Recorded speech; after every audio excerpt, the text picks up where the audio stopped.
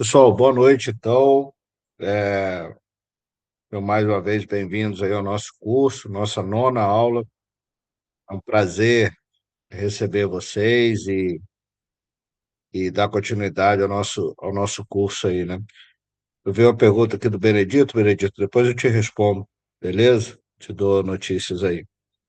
Pessoal, então, só lembrando, né, não deixe de assinar a lista de presença, para que a gente tenha o registro direitinho aí nesse nosso nono encontro, beleza? Vou começar aqui a apresentação para a gente começar logo.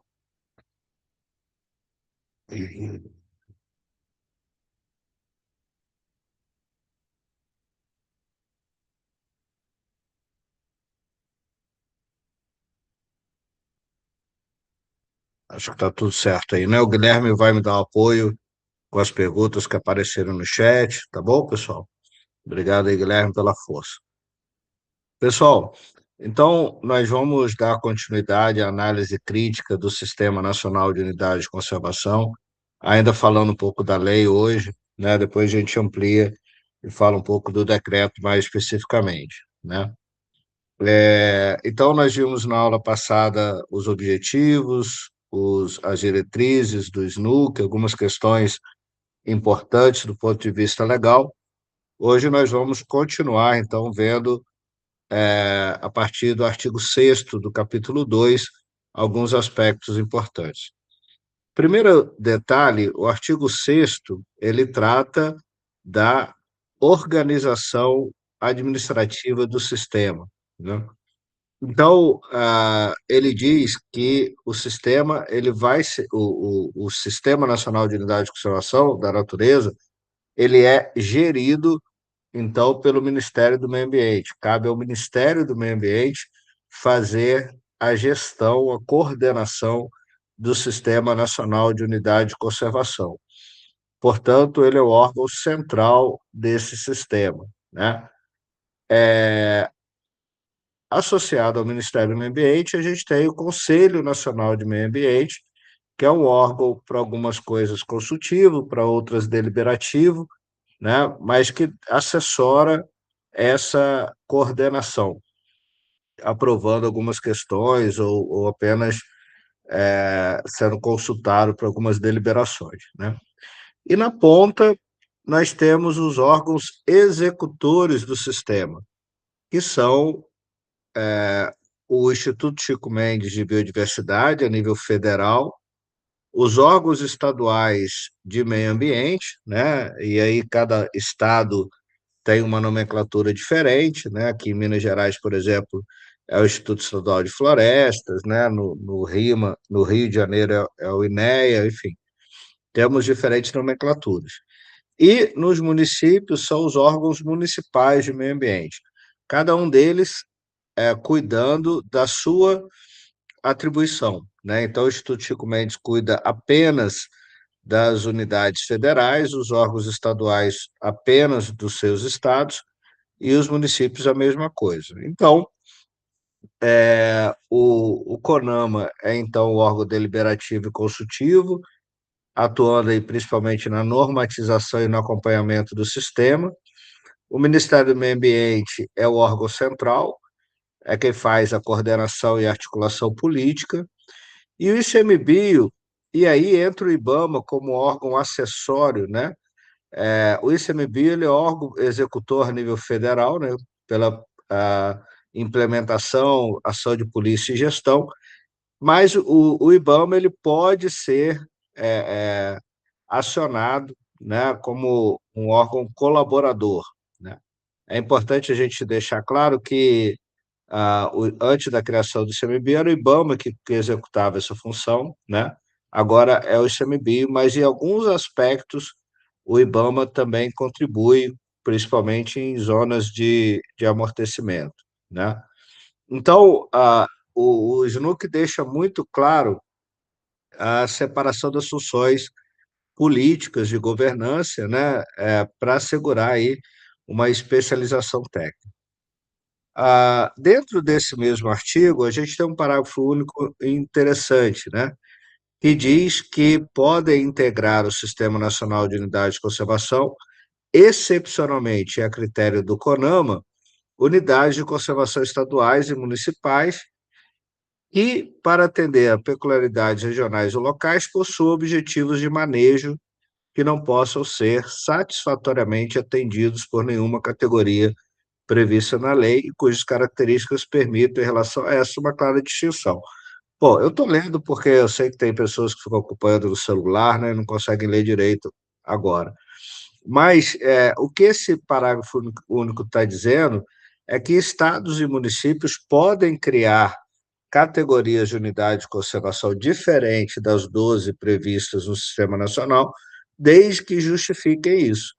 Então, nós vamos ter, só para dar alguns exemplos, né, na Amazônia, por exemplo, no Amazonas, né, no estado do Amazonas, a figura das estradas-parques, dos rios cênicos, né? No Pantanal também existe, no Mato Grosso também existe estradas-parques, outras categorias que não estão previstas aí. Uma curiosidade, né? Nós publicamos um artigo já há alguns anos em que nós fizemos uma avaliação dos sistemas estaduais e nós encontramos mais de 80 categorias diferentes, né?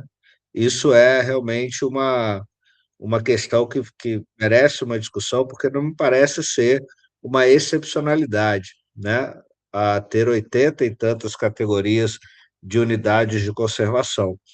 Ah, e isso, de fato, acaba dificultando o conhecimento do sistema por parte da população de modo geral, né? Isso é uma das questões que a gente também vem discutindo bastante no nosso grupo de pesquisa, essa dificuldade que as pessoas têm de perceber o sistema, né? Dificuldade essa muitas vezes relacionada a essa grande diversidade de nomenclaturas presentes no sistema, né?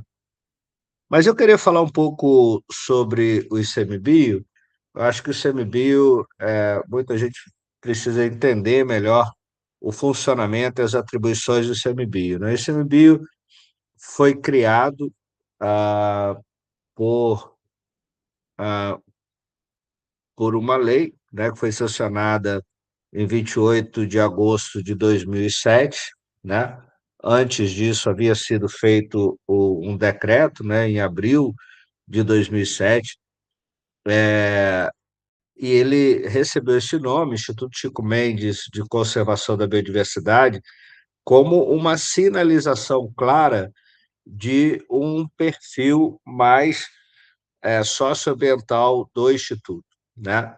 Então, primeiro é importante dizer que a criação do ICMBio foi bastante polêmica, né? Porque, como vocês podem ver, ele foi feito por um decreto em abril de 2007, o decreto do então presidente Lula, né? Marina Silva era ministra do Meio Ambiente naquele momento, e naquele momento do Brasil, alguns devem lembrar, em 2007, nós estávamos passando por uma discussão muito parecida com o que passamos recentemente, que era uma tentativa de enfraquecer o licenciamento ambiental no Brasil, né? E aí muitos viram essa ação da criação do CMBio como uma forma de enfraquecer o IBAMA, porque do dia para a noite, o ICMBio foi criado a partir de uma fragmentação do IBAMA, ou seja, os servidores do IBAMA, alguns servidores do IBAMA passaram a compor o ICMBio. Por alguns anos o ICMBio não tinha nem sede, nem nada específico, né? Foi um debate, né, mas, na verdade, já havia uma pressão, ah, nossa, eu vou me incluir nisso, ah, que eu digo pessoas que são ligadas ao estudo, à gestão das unidades de conservação, que almejávamos, né, a criação de um órgão específico para cuidar das unidades de conservação no Brasil, tal como existem em outros países importantes, como os Estados Unidos, Austrália, África e tantos outros, né? Então, a gente trabalhou muito essa questão e, finalmente, isso se tornou realidade de 2007. O fato é que, mesmo aquelas pessoas que discordaram naquele momento da criação do ICMBio e criticaram muito essa ação, hoje, se não 100%, mas a maioria com certeza, reconhece que foi a melhor a coisa a ser feita, né? O ICMBio, a criação do ICMBio claramente fortaleceu o Sistema Nacional de Unidade de Conservação, tornando mais especializado, né, nas suas ações, na sua gestão, no seu planejamento. Então, de fato, foi um passo extremamente positivo para as nossas unidades de conservação, isso é um senso comum, né? Mas, como eu disse, vou falar um pouquinho do CMBio, está um pouquinho pequeno aqui, não se preocupe em ler, eu vou comentar, mas rapidamente a gente tem um presidente que é indicado pelo Ministério do Meio Ambiente, né? Órgãos assessores à presidência, existem 5 diretorias, né? E os órgãos de biodiversidade. Eu vou falar um pouquinho sobre cada uma dessas estruturas. Então, o ICMBio é uma autarquia federal que está vinculada ao Ministério do Meio Ambiente, responsável aí pela gestão do Sistema Nacional de Unidades de Conservação da Natureza. Ele executa ações de política nacional de conservação, administra 344 unidades de conservação federais, promove pesquisa, monitoramento da biodiversidade e fomenta o uso sustentável e a educação ambiental. Como eu disse, a instância deliberativa do Instituto é o presidente, né, ou a presidente. Atualmente, o presidente é o Mauro Pires, que é sociólogo, né, grande parceiro nosso de trabalho, já fizemos várias ações conjuntas, e os diretores que compõem o conselho, o comitê gestor junto ao presidente, né? A estrutura de apoio e controle, como qualquer autarquia, né, o gabinete, que faz assistência direta e imediata ao presidente, uma procuradoria, com assessoramento jurídico e representação judicial, uma auditoria, que é o órgão de controle de gestão, e uma corregedoria, né, que faz eventuais correções e apurações de irregularidades administrativas, é como qualquer autarquia, né? E as diretorias, aí acho que é importante a gente dizer, né?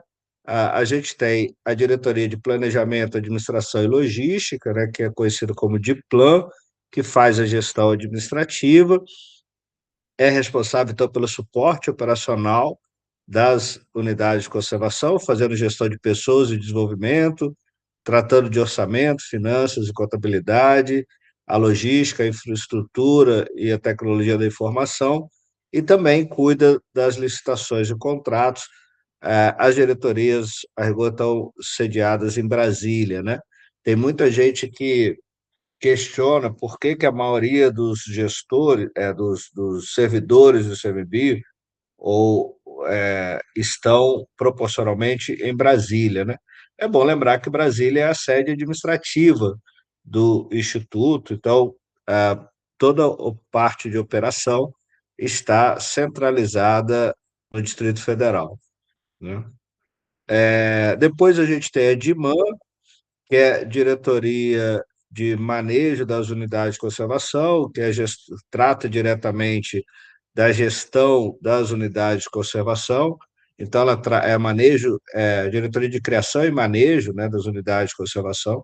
Ela é focada, então, na proteção territorial, trata de processos de criação de novas áreas protegidas, embora é importante ressaltar que o ICMBio ele não cria unidades de conservação, né? Por quê?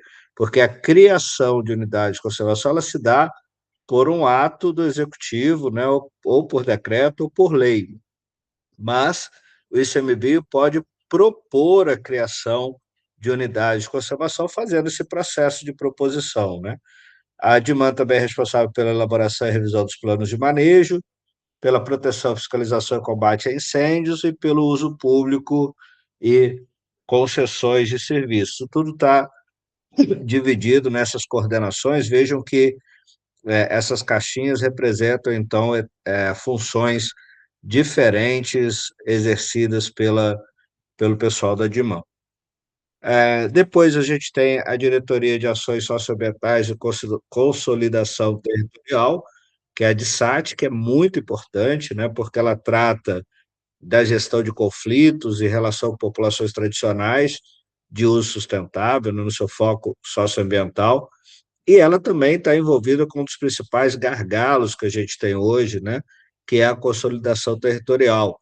Ela trata, na DSAT, vão ser tratadas questões como regularização fundiária e demarcação de limites das unidades de conservação, que é um grande desafio que nós temos.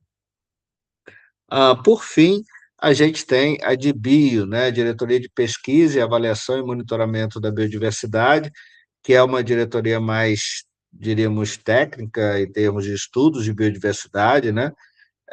Muito vinculada à pesquisa e à avaliação, dando a base científica para que as decisões institucionais sejam tomadas, né?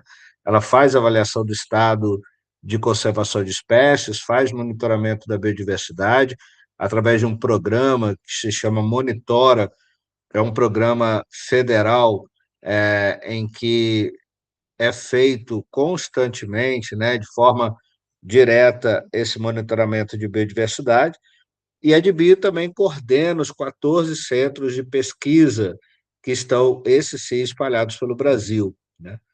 Também cabe à DBio as autorizações de pesquisa através do Sistema de Biodiversidade, o SISBio. Então, toda pesquisa que é realizada dentro de unidade de conservação federal precisa ser autorizada através desse sistema, né, que é um sistema online, tudo é feito online, e as pesquisas então são autorizadas e eventualmente recebem apoio quando não são realizadas pelo próprio pessoal do Instituto Chico Mendes de Biodiversidade. A DBio vem ganhando muita força, porque nos últimos concursos vem entrando para o ICMBio jovens com uma formação técnica, né, mais consolidada, com mestrado, com doutorado, muito vinculados à pesquisa, né? Então, hoje, por exemplo, o ICMBio consegue ele mesmo realizar muitas dessas ações de pesquisa, né? E espalhados pelo território, então, né, o ICMBio tem uma estrutura em que permite que ele esteja presente em todos os biomas brasileiros, através das chamadas unidades descentralizadas, né, que são as gerências regionais. Então, existe uma gerência regional para cada região do Brasil, né? A do norte está localizada em Santarém, do nordeste em Cabedelo, na Paraíba, da centro-oeste em Goiânia, do sudeste em São Paulo e no sul em Florianópolis, né? Cada um olhando aí para algumas regiões específicas do Brasil, né? Essas unidades regionais, essas gerências regionais, fornecem suporte administrativo e técnico às unidades de conservação, né? São o elo, então, entre a unidade de conservação e a gestão federal. E existe também os chamados centros de pesquisa e a academia. Então, os centros de pesquisa são 14 centros nacionais espalhados pelo Brasil que estão relacionados a grupos taxonômicos ou a ambientes específicos, igual a gente tem o SECAV, que é o Centro de Pesquisa de Cavernas, né? Trata apenas de cavernas. O TAMAR, que é bem conhecido, né? Que é o Centro de Pesquisa de Tartarugas Marinhas. O CEMAV, que trata de aves, né? E tantos outros que estão espalhados pelo Brasil, como o CEPAM, que é o Centro Nacional de Conservação da Biodiversidade da Amazônia, né? E o CEPTA, que é o Centro, deixa eu tentar lembrar aqui, o CEPTA é o Centro Nacional de Pesquisa e Conservação da Biodiversidade Aquática Continental, né? Então, 14, são 14 centros nacionais. Além desses centros nacionais, a gente tem a CADEBio, que é uma área muito interessante, né? Que é um centro de formação e conservação da biodiversidade, que fica na cidade de Peróis, São Paulo, e que é responsável pela capacitação contínua dos servidores do ICMBio. É bom lembrar, pessoal, que qualquer pessoa que tenha curso superior pode se candidatar a uma vaga no ICMBio, né? Pode fazer concurso para o ICMBio. E não existe nenhuma profissão em que o profissional esteja preparado 100% para a gestão de uma unidade de conservação. Não existe, né? Biólogos não são preparados, engenheiros florestais não são, sociólogos também não, 100% nenhuma delas. Daí a importância dessa capacitação contínua. O surgimento da Acadebio com o ICMBio, né, foi muito importante porque logo que os servidores são nomeados, né, entram para o Instituto, eles recebem uma capacitação extremamente importante, né? E como está aí a capacitação contínua. Então, a Acadebio é um centro de formação muito importante. E já na ponta, né, lá na ponta da gestão, nós vamos ter os NGIs, né, os Núcleos de Gestão Integrada, que unem várias unidades de conservação para eficiência administrativa. Isso é um pouco polêmico, né? Porque os NGIs foram uma proposta que surgiu no governo Dilma Rousseff, né? E a ideia original dos NGIs era, como a gente tem uma carência de pessoal muito clara para cuidar das unidades de conservação, a ideia seria unir várias unidades de conservação e, ao invés de cada uma ter uma equipe de gestão, formaria-se uma equipe de gestão para um grupo de unidades de conservação. A ideia era otimizar, então, dando maior eficiência administrativa. Lamentavelmente, né, as avaliações não são tão positivas assim. Há críticas importantes sobre os NGIs, como o afastamento dos servidores do território, né, constantemente.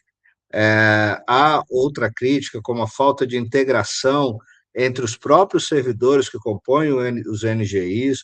Então, é polêmico, né? Embora a ideia tenha sido boa, mas na prática há uma discordância, não é 100% unânime essa forma de gestão. Tanto é que hoje, né, o ICMBio já pensa numa reformulação desse processo, né? Mas, enfim, é a estrutura que está colocada aí.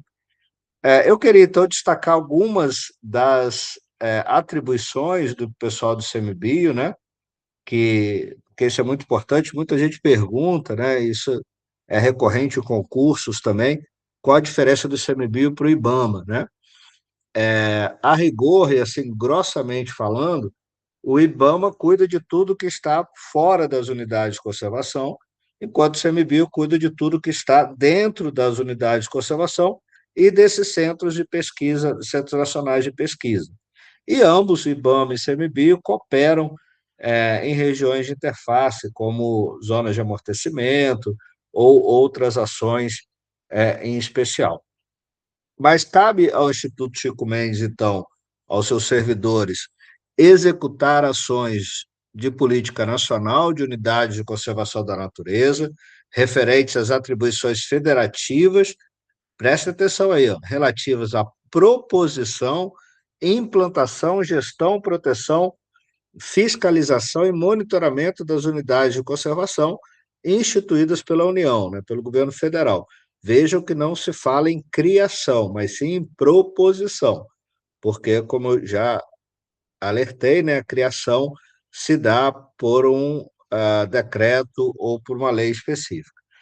Também cabe aos servidores do ICMBio executar as políticas relativas ao uso sustentável dos recursos naturais renováveis e dar apoio ao extrativismo e às populações tradicionais nas unidades de conservação de uso sustentável que são instituídas pela União. Em terceiro lugar, também é função dos servidores do ICMBio fomentar e executar programas de pesquisa, proteção, preservação e conservação da biodiversidade, além de ações de educação ambiental. Também exercer o poder de polícia ambiental para a proteção das unidades de conservação que sejam instituídas pela União e, por fim, promover e executar, em articulação com os demais órgãos e entidades envolvidas, programas recreacionais de uso público, de ecoturismo, nas unidades de conservação onde essas atividades sejam permitidas. Então, todas essas são atribuições dos servidores do ICMBio, claro que sempre relacionadas ao modelo de categoria de unidade de conservação aos quais eles estão vinculados, né? Bom, veja que a estrutura é boa, né? A gente tem uma boa estrutura administrativa, um bom planejamento, mas temos muitos desafios, né? Que foram colocados muito bem aqui pelo Tito, né? Pelo Marcos Tito, que mostrou, por exemplo, os desafios na ponta da gestão, como a falta de recursos, né? A falta de servidores, o que faz com que se popularizou aí na literatura, né, o termo parques de papel, que são aquelas áreas que estão criadas, mas não estão instituídas, né, ah, principalmente em termos territoriais, exatamente porque não possuem os recursos financeiros e de pessoal específicos, né, ou suficientes para a gestão, né? Então, isso traz um risco muito grande ao sistema, né? Nesse desequilíbrio entre a coordenação política e a execução técnica. Mas veja que está desenhado o processo, né? A gente precisa torná-lo realidade. Muito bem, agora a gente chega aqui ao capítulo 3, que talvez seja o mais importante para a gente, né? Que é entender as diferentes unidades de conservação, né? Então, o SNUC, ele prevê 12 categorias diferentes de unidades de conservação, distribuídas em dois grandes grupos de unidade. Os grupos de unidade, as unidades de proteção integral e as unidades de uso sustentável. Nós vamos falar sobre cada uma delas, né, bem pausadamente, tentando identificar, né, o que diferencia uma da outra, né, para que vocês entendam bem esse processo que é extremamente importante. Ah, Aí cada uma tem o seu símbolozinho e os seus símbolos dizem muito sobre o objetivo central de cada uma dessas categorias. Então vamos lá. Primeiro detalhe, nós temos então dois grupos de proteção integral e de uso sustentável. As de proteção integral, o objetivo central é a preservação da natureza e admitindo apenas o uso indireto dos recursos naturais. Uso indireto significa que não envolve coleta, nada disso, né? Uso indireto seria apenas educação ambiental, turismo, recreação. Já nas unidades de uso sustentável, o objetivo é compatibilizar a conservação da natureza com o uso sustentável de parcela dos seus recursos naturais, né? Vejam que, tanto na proteção integral quanto no uso sustentável, cabe ressaltar que tanto o uso indireto quanto o uso direto não se dá necessariamente em toda a unidade, mas vai se dar em apenas parte dessas unidades, né? Apenas parcelas dela já cumpre esse papel. Bom, então, as de proteção integral vão ter como objetivo central a manutenção dos ecossistemas livres de alterações causadas por interferência humana. Seriam as áreas mais restritivas do sistema. Dentro do grupo de proteção integral, nós temos 5 categorias, né? as estações ecológicas, as reservas biológicas, os parques nacionais, os monumentos naturais e os refúgios de vida silvestre. Eu vou passar agora a identificar, caracterizar cada uma dessas categorias para vocês. Vamos começar pela estação ecológica, né? O que é uma estação ecológica? As estações ecológicas foram criadas no Brasil ali na década de 70 por influência do Dr. Paulo Nogueira Neto, que foi o primeiro diretor da SEMA, da Secretaria Especial de Meio Ambiente. E esse nome estação, né? O que te remete? Uma estação experimental, né? Uma estação de pesquisa. E é exatamente isso, né? As estações ecológicas, elas, o principal mote de criação delas, bom, é bom lembrar, pessoal, que o que eu vou descrever aqui é o que está na lei e o que a gente entende estudando o histórico dessas categorias. Pode ser que na prática isso não bata muito, você pode conhecer aí coisas diferentes, mas tudo bem, né? Existe uma distância, como eu acabei de falar, entre o que está na lei e o que a gente vê no território de fato. Mas voltando, a estação ecológica ela tem por objetivo a preservação da natureza e fomentar a pesquisa científica, né? Olha o símbolozinho aí, como se fosse uma lupa, né? Olhando aí para a natureza, produzindo conhecimento. São áreas de posse e domínios públicos, né?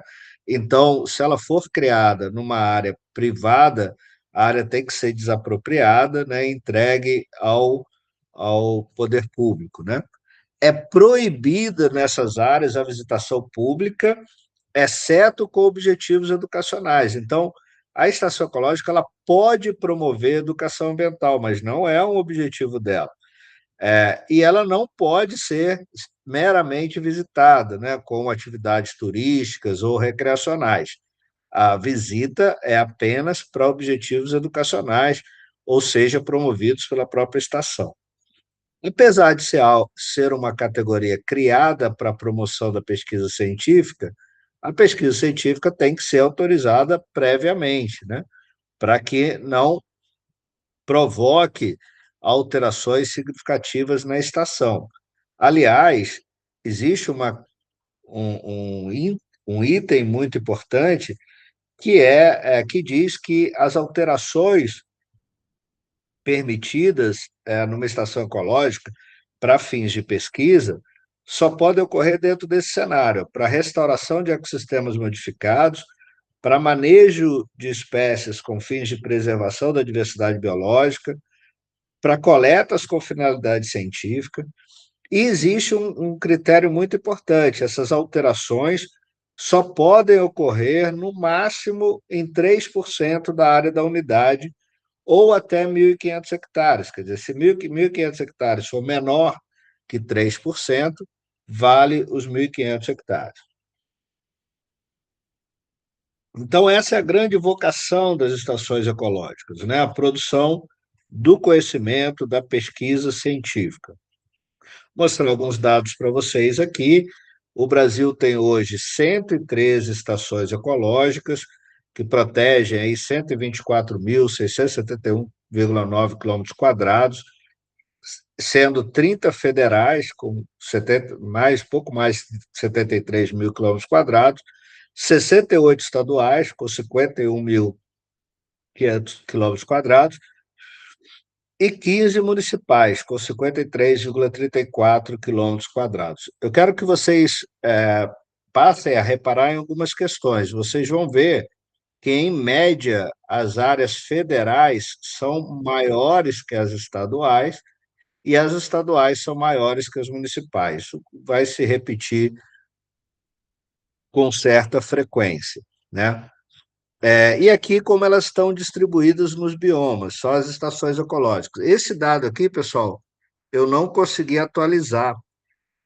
Então, pode ter uma pequena diferença. Esses dados aqui estão atualizados. Por que eu não consegui? Porque os dados que eu estou apresentando para vocês é do Cadastro Nacional de Unidades de Conservação. E no cadastro, quando a gente vai buscar esses dados aqui, eles estão atualizados. Mas quando a gente vai pegar a distribuição por biomas, o cadastro está com algum problema. Eu até comuniquei isso ao Ministério do Meio Ambiente essa semana, né? E eles devem estar lá revisando esses dados. Mas, enfim, percebam que a maior quantidade de estações ecológicas está na Mata Atlântica, né, com 59 unidades de conservação dessa categoria, mas em termos percentuais, né, na Amazônia elas protegem 2,5% do território, né?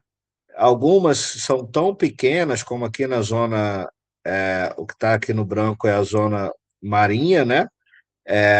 Embora sejam 8 unidades, elas são tão pequenas que elas preservam quase 0%, um pouco mais de 0,0001% do território marinho, né? Então, faz sentido, né, a gente ter um bom número na Amazônia e na Mata Atlântica, que são dois ambientes florestais extremamente importantes para a produção do conhecimento, né? Não que os outros não sejam, obviamente, né? Bom, eu vou passar pelas categorias depois, por favor, pessoal, a gente pode tirar dúvidas aí. A segunda categoria prevista no SNUC são as reservas biológicas, né? A reserva biológica é o modelo mais restritivo do sistema. Uma reserva biológica, ela deveria ser criada, portanto, apenas em áreas remotas, né?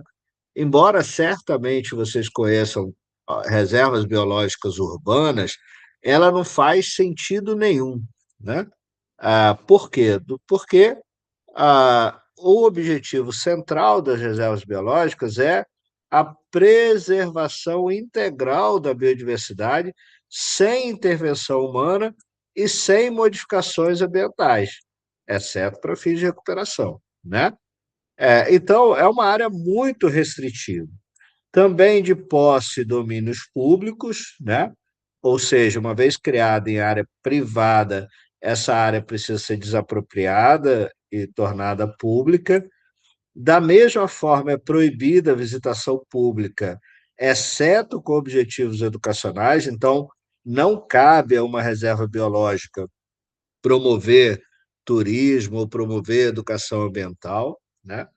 E mesmo a pesquisa científica, ela é bem, ou deveria ser, bem limitada nas reservas biológicas, porque, de fato, uma reserva biológica é um ambiente que deve se manter o mais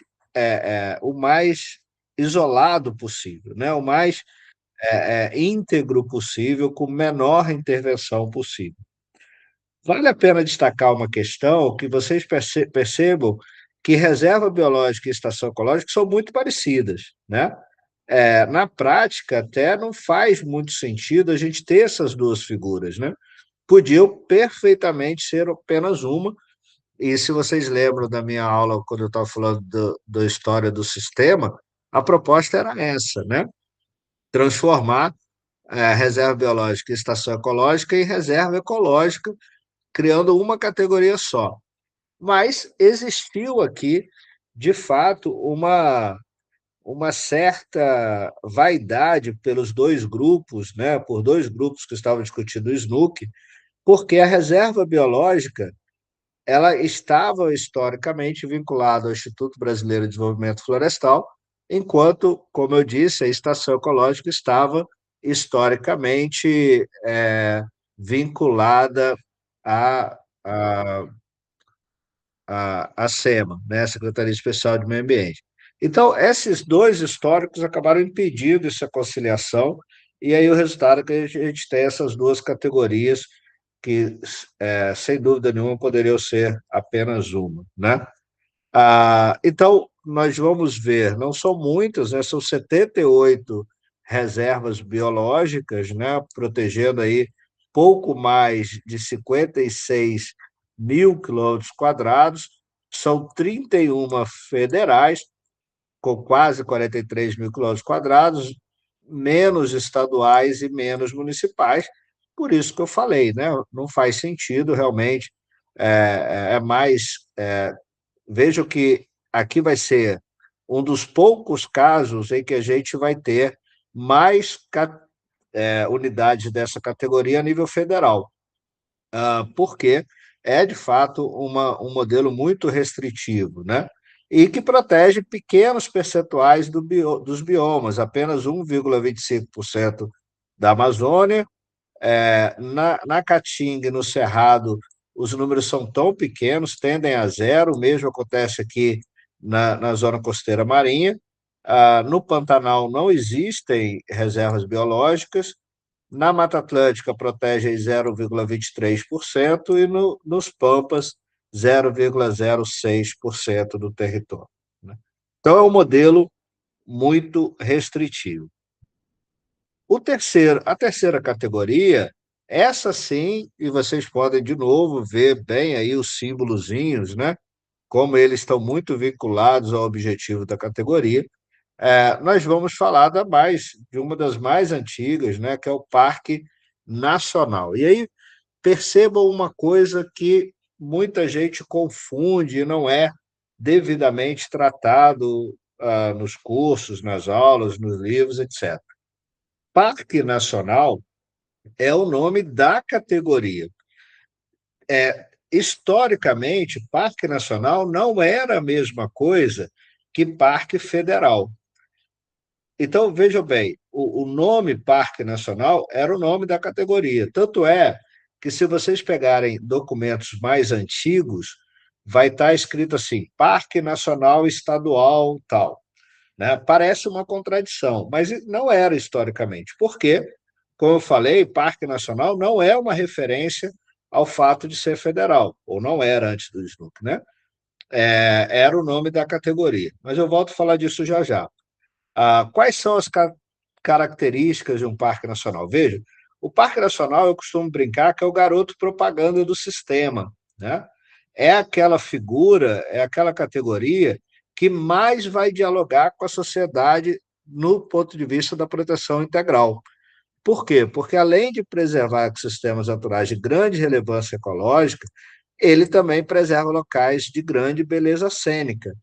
E por que beleza cênica é importante? Porque ele está muito vinculado à ideia de turismo de natureza, né? Então, além de permitir a pesquisa científica, a educação ambiental, a recreação e, vejam, interpretação ambiental é diferente de educação ambiental, e vocês vão ver que a palavra interpretação ambiental só aparece para Parque Nacional, né? Esse é um assunto para um outro curso nosso, em que nós vamos tratar aí de turismo e interpretação da natureza, mais para o final do ano, né? Mas também a ideia do turismo ecológico, desde que previstos no plano de manejo. Bom, igualmente aos anteriores, são áreas de posse e domínio público, e aí vem o detalhe, o ajuste, né? Para evitar aquela confusão que eu falei anteriormente, né, de Parque Nacional com Parque Federal, o que que a lei fez? Resolveu mudar o nome em alguns aspectos. Então, por exemplo, quando eles são estaduais, eles são chamados de parques estaduais, e quando eles são municipais, eles são chamados de parques naturais municipais. Vejam que existe uma palavra muito importante aqui, ó, o naturais. Não basta se chamar parque municipal. Por que isso? Por que o legislador fez isso? Porque existem muitos parques municipais que não são unidades de conservação, né? E aí, para não causar essa confusão, a lei diz que, para ser um parque municipal unidade de conservação, ele tem que se chamar parque natural, né? E aí há muita confusão, porque até documentos, às vezes oficiais, vem a palavra lá, parque natural. Ora, segundo o SNUC, parque natural é um parque municipal, né? Então, essas nomenclaturas com relação ao parque costumam ser muito confusas, e muitas vezes por conta da história desses parques, né? Do histórico importante que esses parques têm. Começaram ali em 1872, formalmente, né? Com o Yellowstone, embora a gente viu a história de Yosemite aí, né? Bom, como é o garoto propaganda do sistema, os números são muito grandes, né? Veja que existem aí 653 parques no Brasil, cadastrados no Cadastro Nacional de Unidade de Conservação, né? Com quase 400 mil quilômetros quadrados, tendo 76 federais, protegendo aí mais que 279 mil quilômetros quadrados, 243 estaduais, protegendo quase 103 mil quilômetros quadrados, e 344 municipais, com quase um pouco mais de 1.000 quilômetros quadrados, né? Não é à toa que a maior parte dos parques estão concentrados na Mata Atlântica. Por quê? Por conta do histórico, né, da criação de parques no Brasil, em que se privilegiou áreas litorâneas, de grande beleza cênica, o que faz sentido, né? Então, são 325 parques protegendo 2,11% do território, embora os maiores parques nacionais estejam na Amazônia, né? São 60 unidades de conservação, protegendo aí mais de 6% da Amazônia, e aqui, mais ou menos nessa região, a gente tem o maior parque de floresta tropical do mundo, né? O Tomocumac, que é uma preciosidade brasileira, né? Então, na Caatinga, eles protegem quase 2% do território, no Cerrado, 2,33%, no Pantanal, são 5 parques protegendo quase 3% do território, nos Pampas, 11%, protegendo 0,36%, e aqui na área marinha são 47. Na verdade, como eu não consegui atualizar esses dados, eu tenho certeza que aqui pelo menos um novo foi criado. Então, são cerca de 48, 50 parques marinhos protegendo 0,13% do território. Então, é uma figura muito importante os parques nacionais. Vejam, as três primeiras categorias, Estação Ecológica, Reserva Biológica e Parques Nacionais, o que elas têm em comum? Obviamente, primeiro detalhe, são áreas de proteção integral, mas elas também têm em comum o fato de serem áreas de posse e domínio públicos, né? E com as suas particularidades. Por que eu estou destacando isso? Porque aqui a gente entra numa diferença para as duas próximas categorias de proteção integral. Primeiro, o monumento natural. Ora, o que é um monumento natural? Monumento natural, eu costumo dizer, né, fazer uma analogia, que é como se ele fosse um mini parque, né? Aliás, é uma categoria muito pouco usada pelos municípios, pelos estados, porque o monumento natural ele é uma área pequena. Ele protege, o objetivo dele é exatamente preservar sítios naturais raros, singulares ou de grande beleza cênica. Então, veja que tem essa mesma característica para o Parque Nacional. Então, a gente tem aqui, por exemplo, as Ilhas Cagarras, no Rio de Janeiro, né? o, os cânions do São Francisco, na Bahia, né? E os pontões capixabas no Espírito Santo. São coisas muito pontuais, né? E a diferença que é muito importante é que nos monumentos naturais pode existir áreas particulares. Então, não necessariamente as áreas particulares serão desapropriadas, desde que, obviamente, o proprietário e as atividades que o proprietário exerce e sejam compatíveis com a proposta do monumento natural, né? Então, vejam, é permitida a visitação pública e cabe a ele proporcionar educação ambiental, recreação e pesquisa científica. É, portanto, uma categoria muito interessante, como eu falei, para municípios, né? Primeiro, porque são áreas pequenas, pontuais, e principalmente porque não precisam, a rigor, terem suas terras desapropriadas, né? A gente vê muito bem isso nos números, né? Vejam, são 123 monumentos naturais, com uma área bem pequena, né? Pouco mais de 117 mil quilômetros quadrados, apenas 6 federais, né? Quase que 100% dos monumentos naturais que existem no Brasil são federais, né? Em termos de território, né? São 44 estaduais, apenas 1.249 mil quilômetros quadrados, e 73 municipais, protegendo apenas 462 quilômetros quadrados. E tudo bem, né? Porque, vamos lembrar, eles são áreas eles são pensados ou constituídos para serem áreas pequenas mesmo, né? Tanto é que vocês vão ver os números aqui de proteção do bioma. Olha, na Amazônia tende a zero, né? Na Caatinga 0,25%, no Cerrado 0,13%, na Mata Atlântica 0,07%, não tem aqui nos Pampas, perdão, no Pantanal, nos Pampas também tende a zero, e no ambiente costeiro 0,02%. Uma área bem pequena, então, também.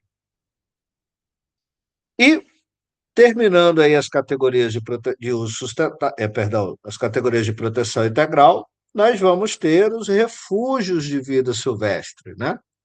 Que o próprio desenho aqui já dá uma dica para a gente, né?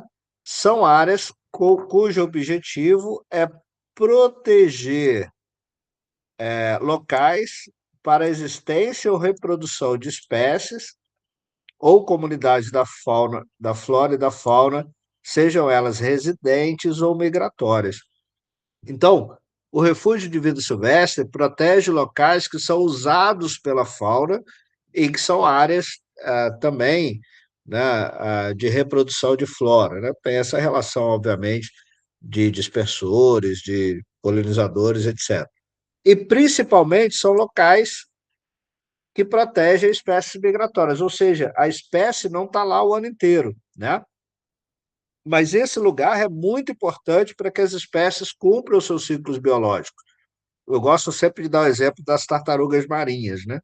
Vejam, elas sempre voltam para botar ovos nas mesmas praias onde nasceram, mas não estão naquelas praias o ano inteiro. Mas se a gente não proteger aquela praia, ela não consegue se reproduzir, né? Por isso mesmo, os refúgios de vida silvestre também podem ser constituídos por áreas particulares, né? Obviamente, desde que o proprietário não, ou as ações do proprietário não comprometam o objetivo central, que é garantir esses locais de reprodução ou migração das espécies, né? A visitação pública é permitida, o uso científico, educacional e recreativo são limitados. Limitados por quê? Porque essas atividades não podem comprometer o objetivo central, que é garantir a reprodução e a migração dessas espécies, né? Imagina o seguinte: olha, o tempo que as espécies não estão no local pode ser usado para recreação, turismo, por exemplo, né?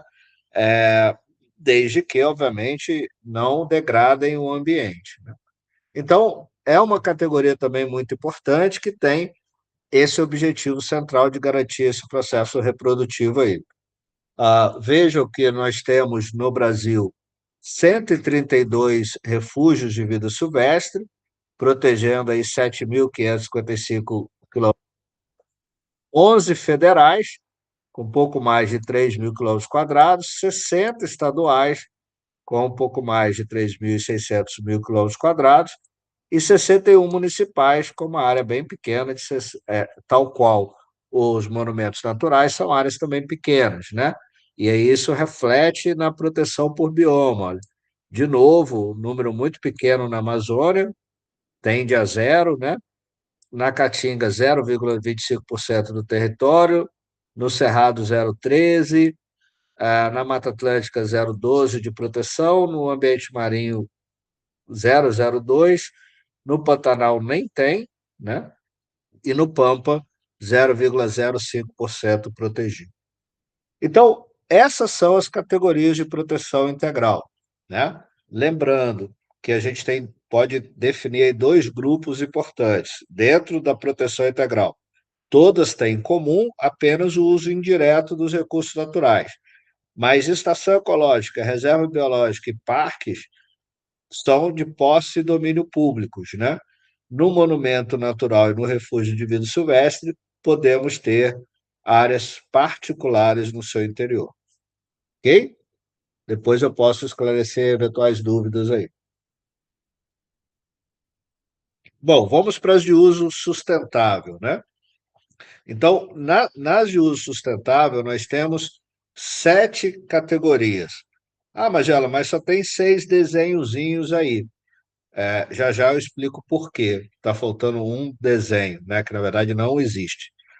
Mas as 7 categorias são essas: a área de proteção ambiental, a área de relevante interesse ecológico, a floresta nacional, a reserva extrativista, a reserva de fauna, a reserva de desenvolvimento sustentável e as RPPN estão numa corzinha diferente.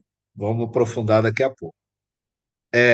O desenho que está faltando aqui é das reservas de fauna, né? Por quê? A reserva de fauna, embora prevista em lei, não existe nenhuma reserva de fauna criada no Brasil. Vamos ver por quê. Então vamos lá, vamos começar com as áreas de proteção ambiental. Ora, a área de proteção ambiental talvez seja a categoria mais polêmica do sistema e certamente é a que as pessoas menos compreendem, né? A gente tem alguns exercícios, atividades que eu faço em atividades presenciais, principalmente, e quando eu peço às pessoas para caracterizar as áreas, o que mais as pessoas erram sempre é a área de proteção ambiental.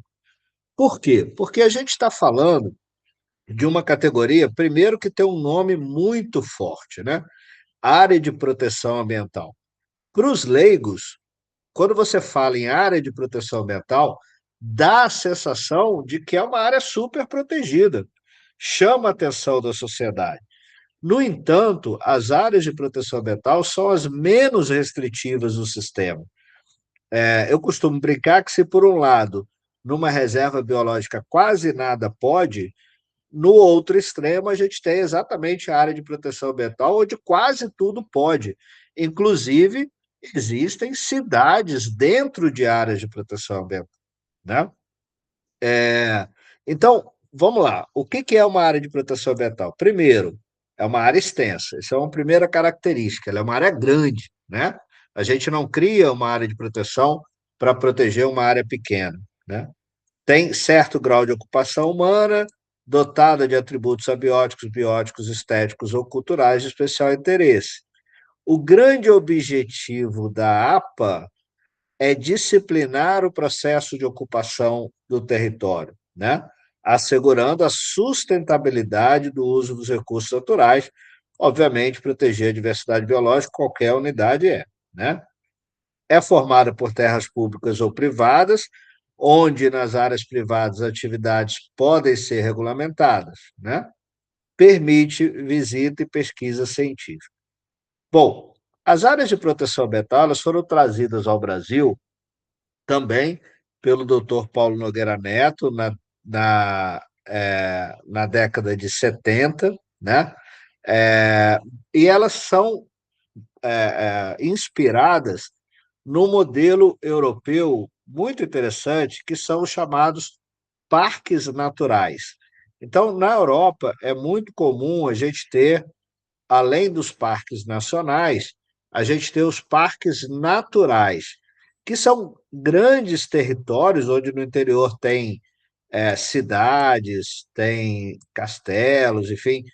Esse é um parque natural na França, né, na região de Clermont-Ferrand, que tem alguns detalhes muito importantes. Vejam, várias cidades do interior dele, né?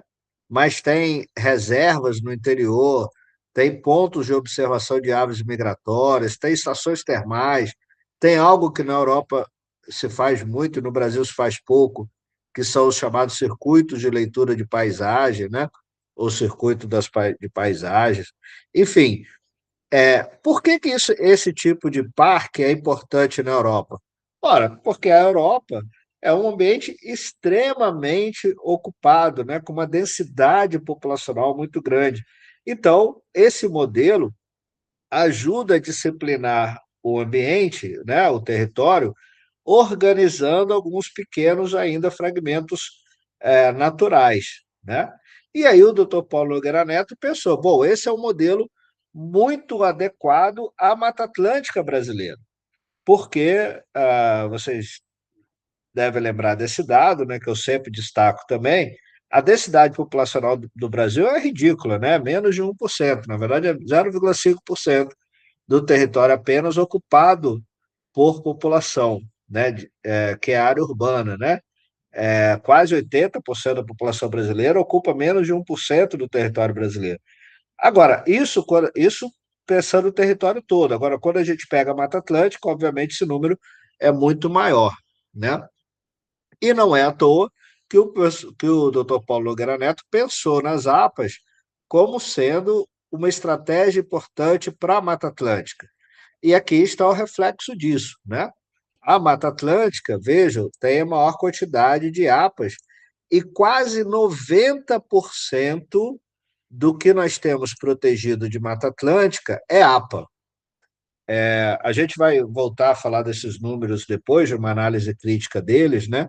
Mas vejo que há um número muito grande de áreas de proteção ambiental, são 556, protegendo mais de 1.300.000 hectares, 38 federais, com quase 1 milhão de hectares, 222 estaduais, com 336, quase 337 mil quilômetros quadrados, falei hectare, desculpa, quilômetro quadrado, e 296 municipais, muito criadas por municípios. Por quê?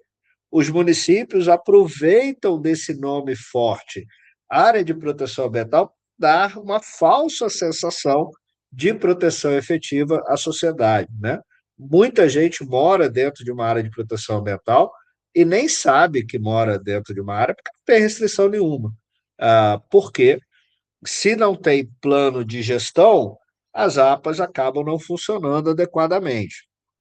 Mas, se bem geridas e com bom plano, elas podem ter uma função importante, né? Quero aqui destacar a APA de Guaraqueçaba, né? Uma região que eu já venho estudando e acompanhando desde 1998, né? Quando lá estive pela primeira vez. Veja que tem uma característica muito. Essa linha vermelha é o limite da área de proteção ambiental. Pega alguns municípios do sul do Paraná, né? Campina Grande do Sul, Antonina, Paranaguá, mas principalmente o município de Guaraqueçaba, que é essa linha branca aqui, né? Vejo que quase 100% do município de Guaraqueçaba, 99,9%, está dentro da APA de Guaraqueçaba. E aqui a gente vê uma característica também muito importante da APA. Olha. Ela é a única categoria que pode ter outras dentro dela. Então, vejam, a área de proteção ambiental ela abraça categorias mais restritivas. Aqui nessa região, a gente tem o Parque Nacional de Superagui, essa área é laranja aqui, né? A gente tem a Estação Ecológica de Guaraqueçaba, que são essas áreas roxas, né? A gente tem a Reserva Biológica Bom Jesus, né? Que é essa área churada. Nós temos 4 reservas particulares importantes, né? Oficialmente, aqui estão os nomes oficiais, né? A RPPN Rio Cachoeira, a RPPN Serra do Itaqui, que pertencem à Sociedade de Proteção à Vida Silvestre e Educação Ambiental, a SPVS, né? A RPPN Cebuí, que pertence a duas pessoas, a uma empresa lá em Guaraqueçaba, né? E a RPPN Salto Barato, que pertence à Fundação O Boticário de Proteção à Natureza, uma referência de gestão dessas áreas no Brasil. Além disso, a gente tem aqui, nessa área mais clara, um território indígena, um cerco grande, né, um território formalmente reconhecido. Embora a gente tenha uma outra ocupação indígena aqui dentro da reserva biológica, mas aqui é a área de reserva biológica, né? Então, as áreas de proteção ambiental elas servem como zona de amortecimento para áreas mais restritivas, né? E aí esse é um papel muito importante que as áreas de proteção ambiental devem ou deveriam exercer, né? Ajudar a amortecer os impactos externos sobre as unidades mais restritivas. Muito bem. Depois, nós temos as áreas de relevante interesse ecológico, e aí eu costumo brincar que a área de relevante interesse ecológico é como se fosse uma mini APA, né? Onde a gente tem lembra que eu falei que a APA é uma área extensa, né? Já as áreas de relevante interesse ecológico são áreas de pequena extensão, com pouco ou nenhuma ocupação humana, mas que abrigam exemplares raros da biota regional. O objetivo é manter ecossistemas naturais de importância local ou regional e podem ser também constituídos por terras públicas ou privadas, e onde, nas áreas privadas, as atividades podem ser regulamentadas. Eu trago aqui 3 exemplos interessantes, né, de áreas de relevante interesse ecológico. Uma aqui, o Vale dos Dinossauros. É Mona, não é área de relevante interesse ecológico, Múcio? Eu acho que só se houve alguma recategorização, porque ela consta no cadastro como área de relevante interesse ecológico, né? Então, obrigado aí pela correção, o Múcio está me corrigindo. É uma área muito importante, então, pessoal, porque aí que vem, foi bom esse comentário do Múcio, porque a área de relevância ecológica ela tem uma convergência muito grande com o monumento natural, né? Ambos são pequenos, né? É isso, pouco mais de 32 hectares, como ele falou aí, protege coisas muito peculiares, né? Essa área do Vale dos Dinossauros protege uma coleção de pegadas fossilizadas de dinossauros, né? Mas a diferença de monumento natural para a área de relevante interesse ecológico é que o monumento natural é, é, uma, é uma área de proteção integral, né? Enquanto a área de relevante interesse ecológico é de uso sustentável. Então, fomos até atualizar essa informação aí, agradeço ao Múcio pela gentileza, mas no cadastro ainda está errado, temos que verificar isso. Chamar atenção para a Mata de Santa Genebra, em Campinas, né? Que é uma área de relevante interesse ecológico muito interessante, né? Porque as áreas de relevante interesse ecológico também foram trazidas ao Brasil pelo Dr. Paulo Nogueira Neto, né? E o próprio Paulo Nogueira Neto, a família dele, doou essa área em Campinas para a criação de uma área de relevante interesse ecológico, né? Mas tem uma história muito interessante na doação dessa área, que eu gosto sempre de contar, é que no documento de doação, o que foi doado foi a sombra das árvores. Olha que legal isso, pessoal. O doutor Paulo Nogueira Neto, a família dele, doou a sombra das árvores. Bom, como assim, Magela? Isso é uma forma dele dizer o seguinte: olha, se essa área for desmatada, perde-se a doação desfeita, né? Então, essa área é desfeita por conta do não cumprimento dessa questão, né? Bom, então, vejam, são áreas muito pequenas, né? A gente tem apenas 13 federais, com 342,51 quilômetros quadrados, 37 estaduais, com 752 quilômetros quadrados apenas, né? E 61 municipais, com 780 quilômetros quadrados, né? Os percentuais são muito pequenos em todos os ambientes, né? E no Pantanal e no Pampa nem existem aí essas categorias, né? Então, pessoal, vejo que algumas categorias têm uma interface muito grande com essas duas, sendo que uma representa mais o eu só estou confirmando uma informação aqui, pessoal.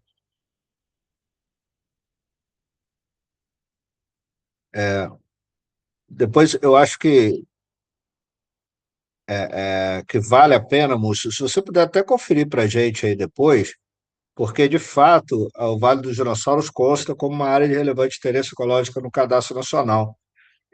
Pode ser que existam, e aí depois o Múcio pode conferir para a gente, é comum que muitas vezes ocorram sobreposições, né? Eu não sei se você está falando que esse monumento é estadual, né? Se você está se referindo ao monumento estadual, pode, às vezes acontece do Estado criar uma categoria onde o governo federal também criou. Lá em Guaraqueçaba é um exemplo disso. Mas, enfim, a gente vai conferindo essas informações aí, olhando com mais calma, né? Mas obrigado aí pela consideração. Bom, a terceira categoria é a Floresta Nacional. Veja, a Floresta Nacional é o exemplo mais claro de que o SNUC não trata as unidades de conservação apenas como áreas onde a economia está estagnada, né? Então, a Floresta Nacional, e o nome, mais uma vez, assim como no Parque Nacional, o nome da categoria é Floresta Nacional, né?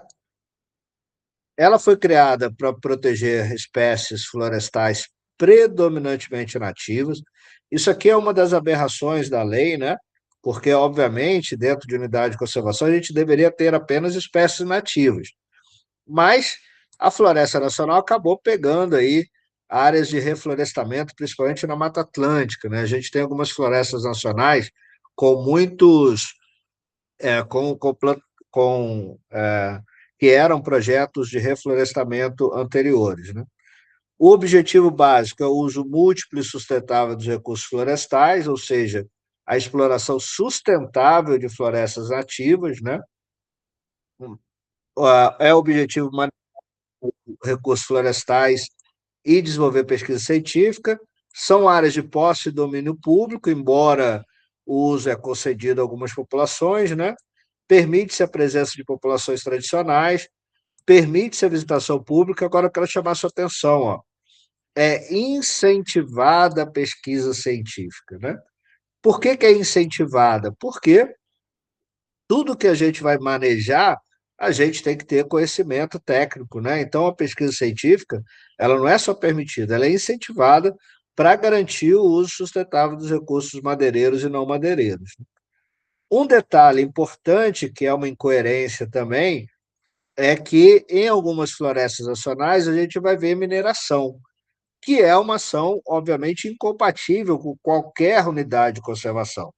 O problema é que a Floresta Nacional, por exemplo, é uma categoria muito antiga. A primeira Floresta Nacional criada no Brasil é da década de 40, né? Então, muitas delas já tinham mineração antes do SNUC, né? E Floresta Nacional não era nem uma categoria ligada ao BDF, né, ao Ministério do Meio Ambiente, né? Ela, historicamente, está ligada ao Ministério da Agricultura, né? E aí o problema da nomenclatura se repete aqui, igual no parque, né? Veja, para resolver esse problema do nome da categoria, ficou Floresta Nacional para as federais, as estaduais são chamadas de florestas estaduais e as municipais de florestas municipais, né? Carajás é um exemplo bem característico, onde a gente tem mineração da Vale lá, né? Vejam, são 115 florestas no Brasil, com quase 310 mil quilômetros quadrados, 68 federais, aqui mais uma vez o número de federais é maior que estaduais e municipais, né, com quase 180 mil quilômetros quadrados, 42 estaduais, com 130 mil quilômetros quadrados, e apenas 5 municipais, com 10 quilômetros quadrados. Vejam que a maior concentração está na Amazônia, proteger mais de 7% do território da Amazônia, o que significa, isso diz muito sobre o projeto nacional, né? Significa que quase 8% da Amazônia pode ser legalmente explorado de madeira, né? A floresta pode ser legalmente explorada, ainda que em muitas isso acaba não acontecendo, muitas vezes exatamente pela falta do conhecimento científico, né? Obviamente, em ambientes não florestais, como Pantanal, não florestais típicos, né? Como Pantanal, Pampa e área costeira marinha, a gente não tem essa categoria, mas a gente tem um bom número aqui na Mata Atlântica. Como eu disse, na Mata Atlântica, muitos são projetos de reflorestamento, então a gente tem florestas nacionais de eucalipto, de pinos, né? O que também é, na minha visão, um equívoco, né? Embora a gente entenda que a gente já fez essas discussões com o ICMBio, né? A gente entenda que há entraves burocráticos, né? Mas num país que cuida da gestão das suas áreas adequadamente, essas áreas deveriam ser, essa madeira deveria ser retirada e vendida, né? E ali ser feito programas de recuperação do ambiente. Né?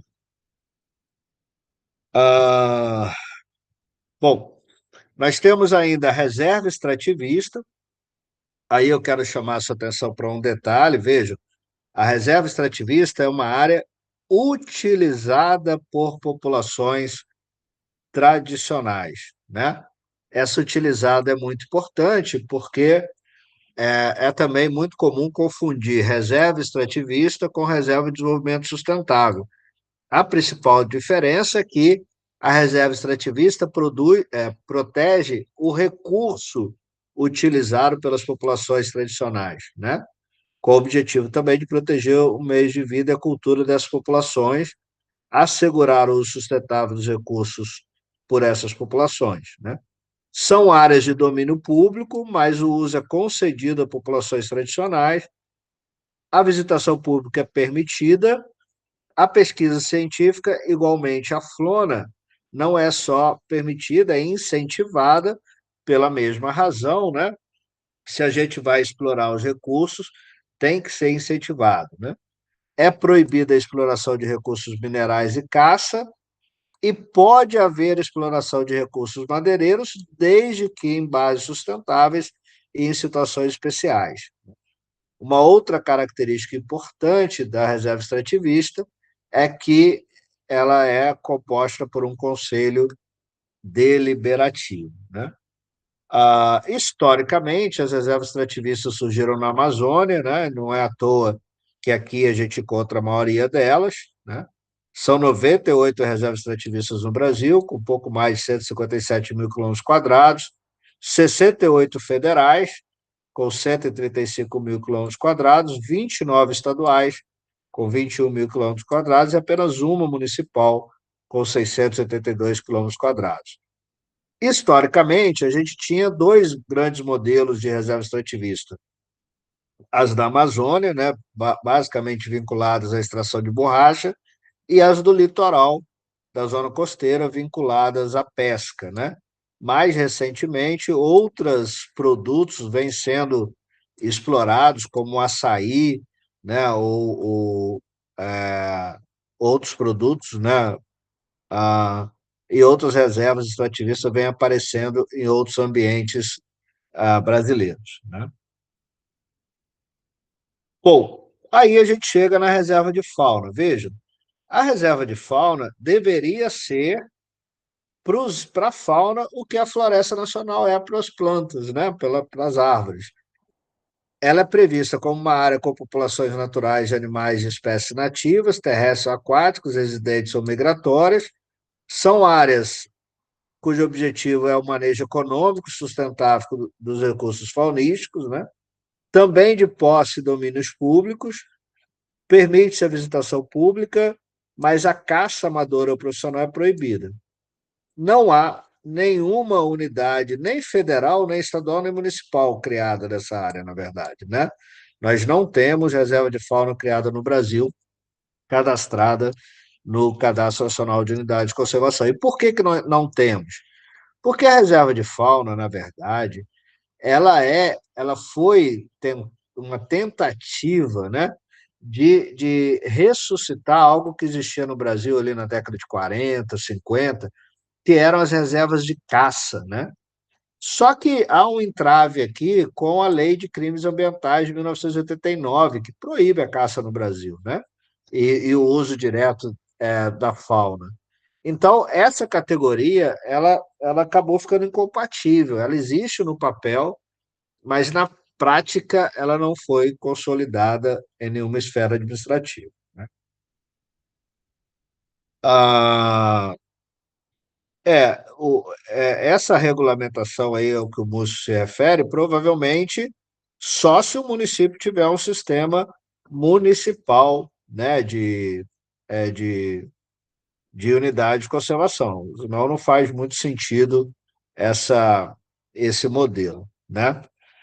Ah, bom, chegamos à reserva de desenvolvimento sustentável, um modelo muito interessante, né? O Luciano falou bastante dela. É um modelo que foi trazido ao Brasil pelo Márcio Aires, né? Proposta pelo Márcio Aires. E vejam, a grande diferença dela para a reserva extrativista é que ela abriga populações tradicionais. Então, mais do que proteger o recurso, ela protege as próprias populações tradicionais, conciliando conservação com exploração. São também áreas de domínio público, mas o uso é concedido a essas populações, né? E aí a gente tem esses seguintes detalhes, olha, a visitação pública também é incentivada, não é só permitida. Por que que ela é incentivada? Para garantir a sustentabilidade financeira dos moradores da reserva, né? Com o turismo, por exemplo, como vocês podem ver nessas fotos aqui. A pesquisa científica é igualmente incentivada, né? Porque tem uso, então tem que ter pesquisa. Lembram lá do caso do Pirarucu, que o Luciano contou, né? Pode qualquer pessoa morar nelas? Não, né? Deve-se considerar o equilíbrio dinâmico entre o tamanho da população tradicional e a conservação. E é permitida a substituição da cobertura vegetal por espécies cultiváveis de forma regulamentada, né? Eu vou aproveitar, nesse momento eu consigo ver o chat, e o Rafael perguntou aqui a diferença entre RESEX e RDS. Então, eu vou aproveitar para dizer, a primeira diferença está aqui, ó. Na reserva extrativista é uma área de uso, não necessariamente as populações moram nela. Ela protege o recurso. Na reserva de desenvolvimento sustentável, é uma área que abriga as populações, então as populações moram dentro dela. Ela protege a própria população, né? Uma outra diferença está aqui, né, na permissão da substituição da cobertura vegetal por espécies cultiváveis, né? E também a gente tem, bom, aqui é igual, né? Reservas de desenvolvimento sustentável e reservas extrativistas, ambos são conselhos de deliberativo.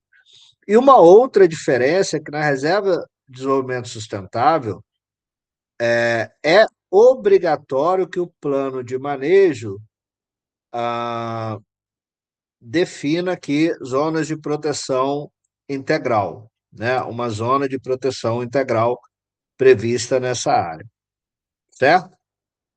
Ah, o que na reserva extrativista não está previsto aí. Bom, são 52 reservas de desenvolvimento sustentável no Brasil, com pouco mais de 122 mil quilômetros quadrados, 5 federais, né, 1.460 quilômetros quadrados, 40 estaduais, com 135.556 quilômetros quadrados, e 7 municipais, com 204,65 quilômetros quadrados, né? Historicamente, a reserva extrativista, as reservas de desenvolvimento sustentável também surgiram na Amazônia. O primeiro, que é Mamirauá, é uma unidade estadual, né, que inspirou as federais. Guilherme, você está dizendo aí que no Quinuc aparece uma ou C. Você entrou no Quinuc agora para verificar isso? Porque o Quinuc estava fora do ar. Se você conseguiu acessar, é ótimo. Mas se não, se você não pegou, então ele voltou, né? Se ele voltou, ele estava sendo atualizado. Pode ser alguma última atualização, então, do sistema, porque o Quinuc estava fora do ar, exatamente até por essa provocação que a gente fez, E é bom lembrar o seguinte: existia, sim, uma reserva de fauna criada no Brasil, mas essa reserva de fauna foi recategorizada. Então, eu não sei, enfim, precisamos conferir essa informação. Para mim, aqui, o Quinu continua fora do ar. Não sei se você está conseguindo aí entrar de alguma outra forma. Mas, enfim, é isso, né? Isso mesmo, Geraldo, é isso mesmo. A reserva de fauna proposta em Santa Catarina, ela não é mais reserva de fauna, ela foi recategorizada, viu? Então, se vocês estão pegando o dado da Baía da Barbitonga, ela de fato foi criada como uma reserva de fauna, mas ela não é mais, ela foi recategorizada, beleza? É, ok. Bom, enfim, a Thaisa falou aí que eles têm uma RDS Marinha, bacana, né? Tá aqui nesses quatro, uma das quatro únicas aqui. Bom, e por fim, a gente tem as RPPNs, né? Veja, as RPPNs foi tema de uma aula única, né? Só para tratar de RPPNs.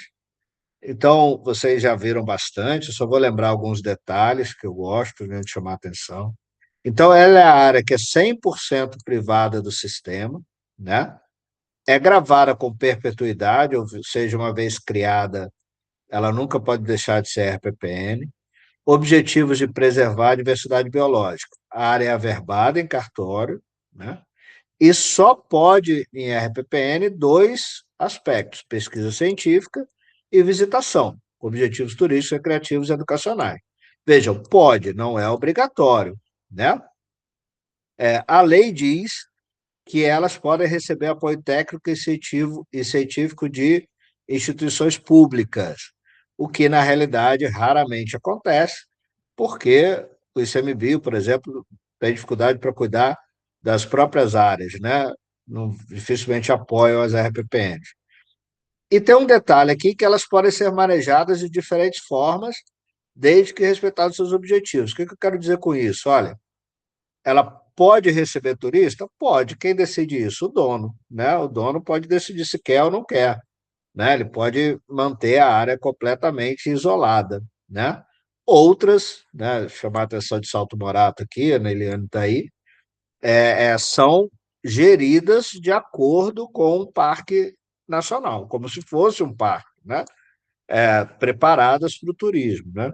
Umas vão ter mais infraestrutura, outras menos, né?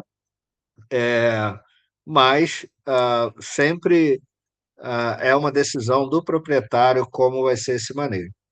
Lembrando que, por que elas estão no grupo de uso sustentável se elas só permitem o uso indireto? Lembra que o Beto chamou atenção para isso, né? Porque no texto original que criava as RPPNs no SNUC, estava prevista exploração de recursos minerários, né?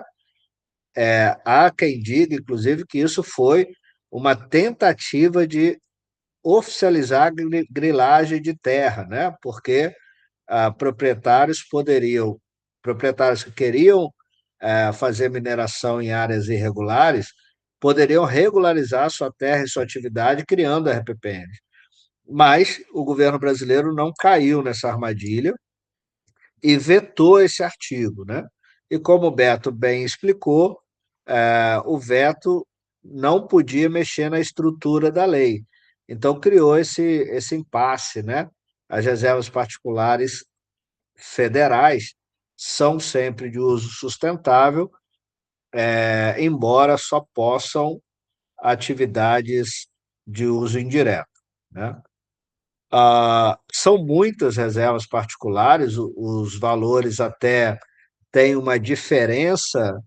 Existe o próprio cadastro da Confederação Nacional de RPPNs, que tem mais ainda, né? O número aqui do CNU, que é menor, mas no Cadastro Nacional a gente tem 1.389 reservas particulares de patrimônio natural, uma área pequena, porque elas têm que ser pequenas mesmo, né? São áreas particulares, com 6.600 quilômetros quadrados, 755 áreas federais, lembrando, né, que eu chamo de federal, estadual ou municipal significa que elas foram reconhecidas ou por um ato federal ou estadual ou municipal, né? apenas 9 municipais cadastradas. O Beto mostrou lá dados de Curitiba, que tem mais de 60, né? Então, muitas RPPNs não estão no Cadastro Nacional. E a grande maioria delas aqui na Mata Atlântica, né? São 693 unidades de conservação na Mata Atlântica. Bom, pessoal, essas são, então, as 12 categorias de unidades de conservação. Eu queria mostrar, chamar a atenção que esse número pode representar uma dificuldade de entendimento das categorias do SNU, que realmente representa, mas, por outro lado, ele é um grande potencial para a gente obedecer às particularidades de cada região, né, e de cada cenário. Então, vou chamar a atenção para alguns detalhes. Ora, se num extremo a gente tem as reservas biológicas, que são muito restritivas, onde quase nada pode, no outro lado, a gente tem as reservas biológicas, perdão, as áreas de proteção ambiental, onde quase tudo pode, né? Então, são os dois extremos. Depois, a gente tem aqui as estações ecológicas, os parques nacionais, os refúgios de vida silvestres e os monumentos naturais, todos de proteção integral, né? Eu coloco as RPPNs nessa interface, porque elas são de uso sustentável, mas na prática são de proteção integral. Nós podemos agrupar esses três primeiras, reserva biológica, estação ecológica e parque nacional, com uma característica, que são áreas de posse e domínios públicos, né? Enquanto no refúgio de vida silvestre, monumento natural, as áreas podem ser públicas ou privadas. Depois a gente tem as reservas extrativistas, as reservas de desenvolvimento sustentável, as florestas nacionais e, eventualmente, a reserva de fauna, todas públicas, áreas públicas, enquanto as áreas de relevante interesse ecológico e as áreas de proteção ambiental podem ser públicas ou privadas. De um lado, as unidades de uso indireto e proteção integral, do outro, as unidades de uso direto e uso sustentável, né? Esse gráfico está no meu livro que eu mandei para vocês, vocês podem usar, ele é uma construção minha aí para interpretar melhor o Snook, né? Bom, terminando então, pessoal, eu queria destacar que, tentando fazer uma convergência com aquelas 6 modelos da IUCN, né? Se a gente pensar aqui que a IUCN reconhece internacionalmente 6 modelos de unidade de conservação, né?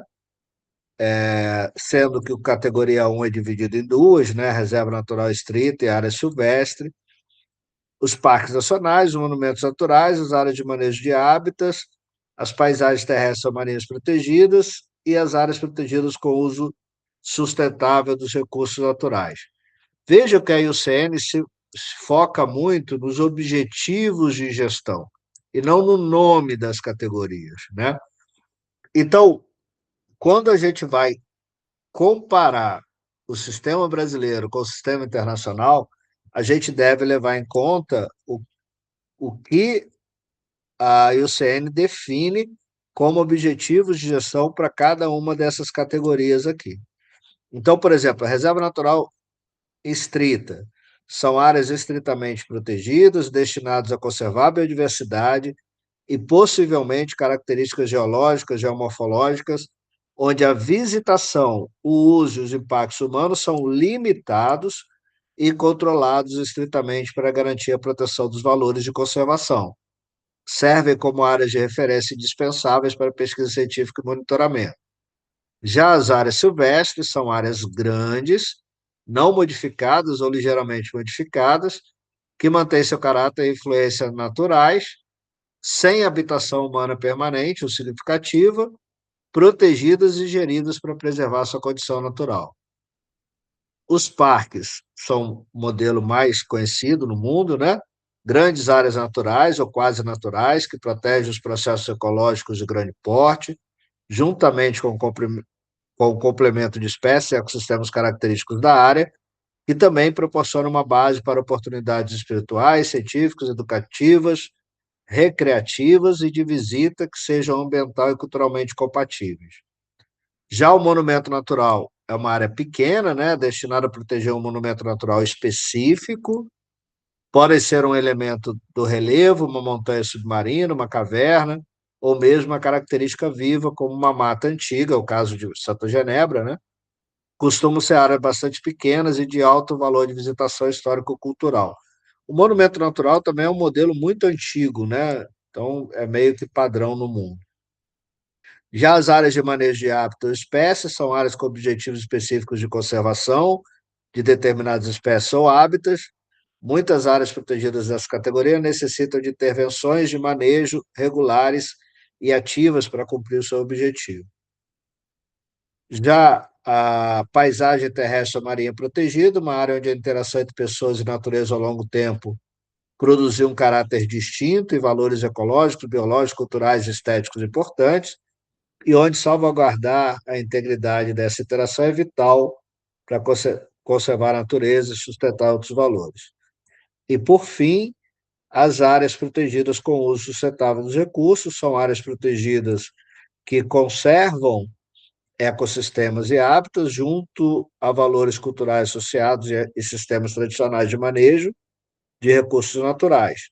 Geralmente são grandes, com a maior parte em condição natural e uma parte sob manejo sustentável de recursos naturais.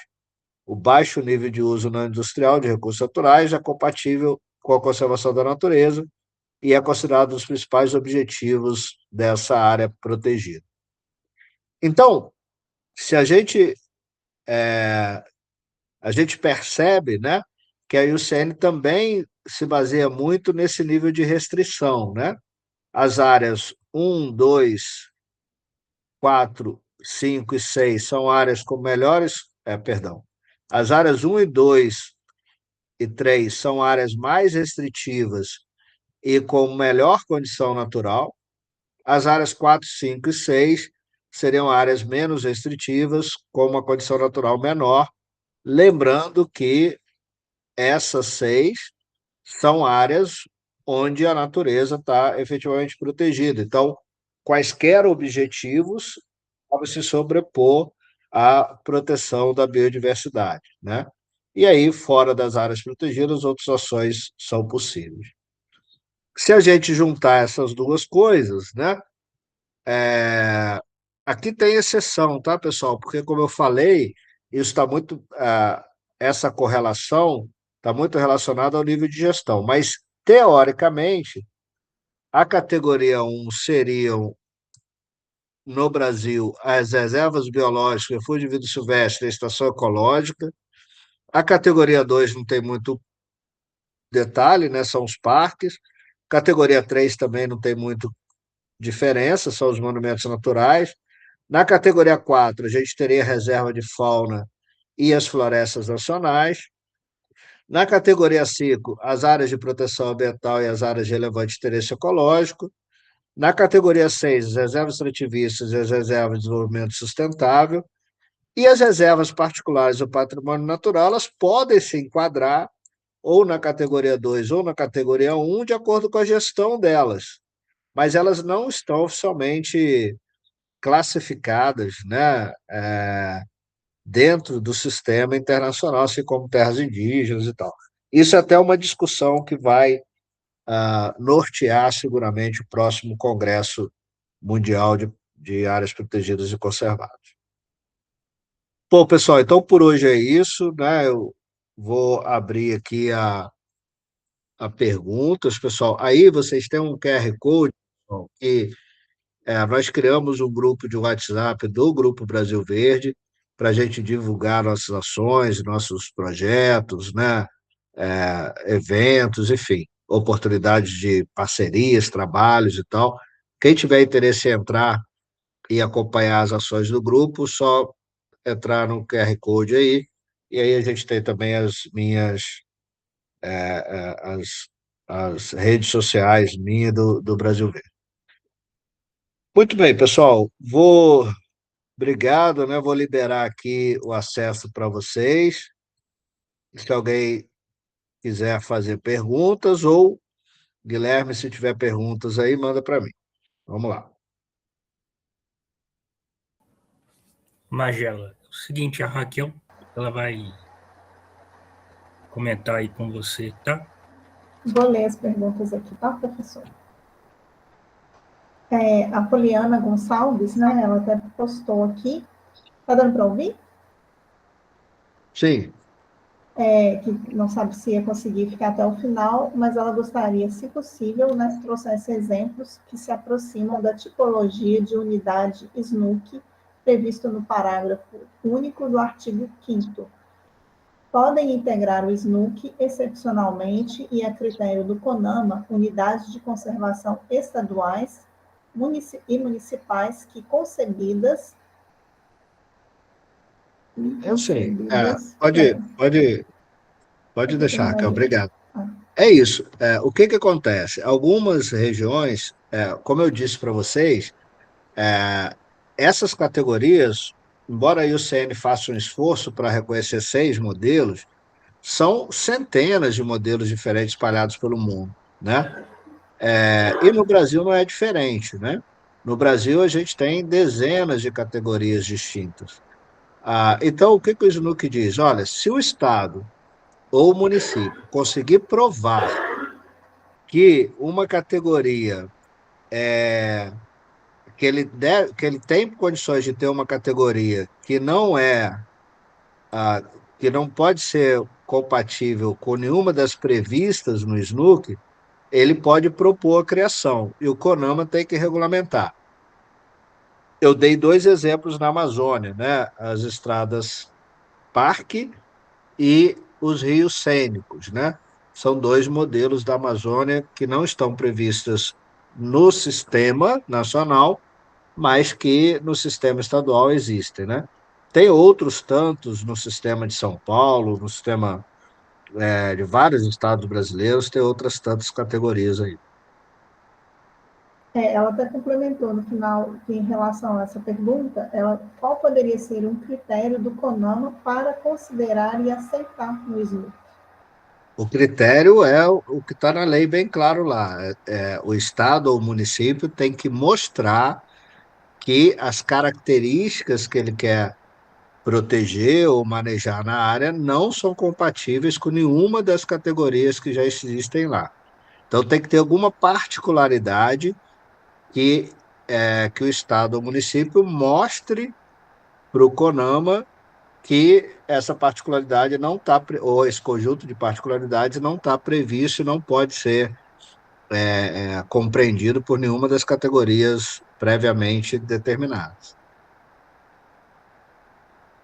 O Rafael Marques postou aqui qual é mesmo a diferença, você já respondeu, entre reservas e RBS?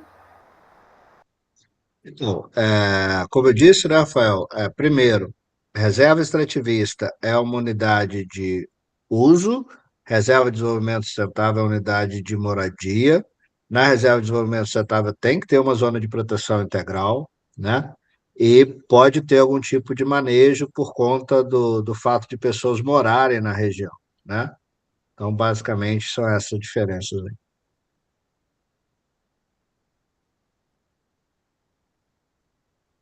E aí o Rafael também perguntou se a RPPN não se enquadra mais como uso indireto. Sim, PPN é de proteção integral, perdão, na prática é de proteção integral e uso indireto, mas está lá no grupo de uso sustentável porque no texto original previa-se a exploração minerária, né? O que não foi aprovado por ocasião teve o veto do executivo, né? Então, ela é uma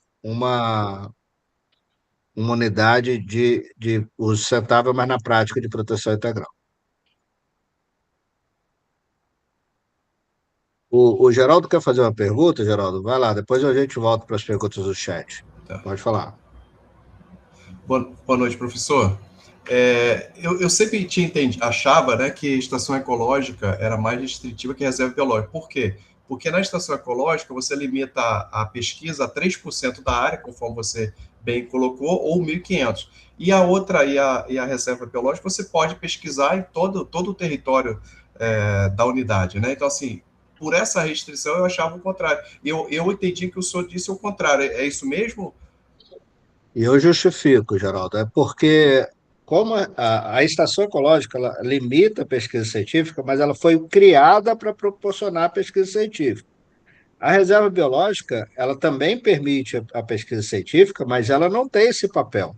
Não é um objetivo dela. Tanto é que você vê lá no inciso quarto, no inciso 4, que permite-se alterações só nas estações ecológicas. Você não permite alteração ou mesmo para recuperação, não está legalmente permitido na reserva biológica. Por isso que eu considero a reserva biológica mais restritiva. A própria pesquisa científica na reserva biológica, na minha visão, ela é mais limitada, não espacialmente, mas em termos de número de pesquisas a serem realizadas. Essa é a razão para eu entender que ela é mais restritiva. Tá bom. Obrigado, professor. Prazer. Bom, tem Bom, vou uma ler pergunta. então. Ah, você vai Pode ler, falar. professor? Não, é É porque a eu pergunta perdi. do Não sei se... Múcio? A do Múcio é a próxima, então eu consigo ler aqui. É, O Múcio perguntou quando os OMEX foram regulamentados, eu acredito, não. Eu não acredito em revisão do SNUC para incluir OMEX, Múcio. Vai ser uma regulamentação à parte, assim como as APPs e reservas legais estão previstas no Código Florestal. Então, provavelmente não. O SNUC merecia uma revisão, uma atualização, correção, mas há um consenso de que, no cenário atual, com o Congresso que a gente tem, não é uma boa arriscar essa revisão do SNUC, né? A gente pode retroceder. Então, o SNUC ele precisa de atualizações, mas não acredito que entre OMEX no SNUC, não. São realmente o conceito é diferente, né? As OMEX vão ter uma regulamentação própria. O Rafael pergunta: qualquer cidadão ou entidade pode solicitar, propor formalmente protocolar a criação de uma nova unidade de conservação estadual? Sim, sim, pode, Rafael. O procedimento de criação a gente vai ver na próxima aula, tá? A gente vai detalhar isso. Mas já adiantando para você, qualquer cidadão pode propor, mas lembra, quem cria ou é o legislativo ou é o executivo. Então, qualquer cidadão, ou ONG, ou entidade civil, deve provocar um vereador, um deputado estadual, um deputado federal, ou o prefeito, o governador e o presidente, né, se for o caso, para criar, para fazer o procedimento de criação. Porque para criar uma unidade de conservação, você tem uma série de sequências, você tem o procedimento de estudos prévios, estudos de inventários antecipados, né? Então, isso tudo é muito caro. Então, é importante que isso seja feito a partir de uma figura pública dessa. Lembrando que a gente tem casos no Brasil muito curiosos, né? De que unidades de conservação foram criadas pelo legislativo sem o consentimento do ICMBio. E tudo bem, a lei diz que o ICMBio não tem que dar consentimento mesmo, não. Mas isso cria uma conflito, né? Porque imagina o seguinte: os deputados criam e o ICMBio é que tem que cuidar, né? E o ICMBio tem suas prioridades, né? Outras tantas prioridades. Então, sim, qualquer pessoa ou entidade civil pode propor a criação, mas ela tem que tramitar aí no legislativo e executivo, ok?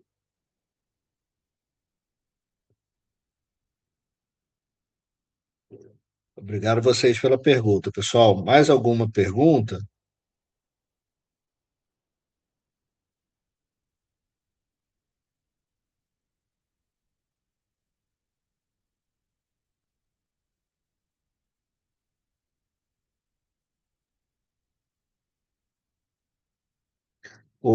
Só voltar uma pergunta que o Benedito tinha feito, né? Ele falou que ficou animado a criar uma RPPN, né?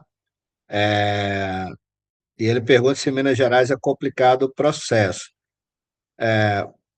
Bom, a Cláudia está no processo de criação de RPPN no Distrito Federal também, ali em Goiás, né? Está muito difícil, né? Ela está enfrentando muita dificuldade. Eu não sei como está isso, Benedito, aqui em Minas. Primeiro detalhe, é importante ressaltar, assim, ela pode ser reconhecida pelo governo federal, estadual ou municipal. O que eu posso te dizer de cara, municipal provavelmente não tem legislação municipal lá para isso. O que eu posso te dizer de cara é que o processo estadual é mais fácil que o federal, ele é mais simples, né? Agora, eu não sei, tem muito tempo que eu não vejo isso, eu não sei como está o protocolo, mas eu posso te ajudar, e o IEF é fácil também, tem o roteiro, o protocolo, todo necessário para você propor a criação da área, né? Me parece que ela tem uma relevância pelo fato de ter uma floresta ainda que pequena, mas tem lobos, né? Então isso já mostra uma relevância importante e, e o processo é isso, tem que estar 100% regularizada, tem que estar tudo certinho, se você não for o único dono, os outros donos têm que estar com, tem, tem, tem que autorizar, né? Enfim, o procedimento é bem burocrático, mas acho que, pelo menos, ela organizada legalmente, acho que não tem muito mistério, não, né? Mas eu posso depois te ajudar, qualquer coisa você faz contato direto comigo e eu te coloco em contato com as pessoas que cuidam disso, beleza? Estou à disposição, viu?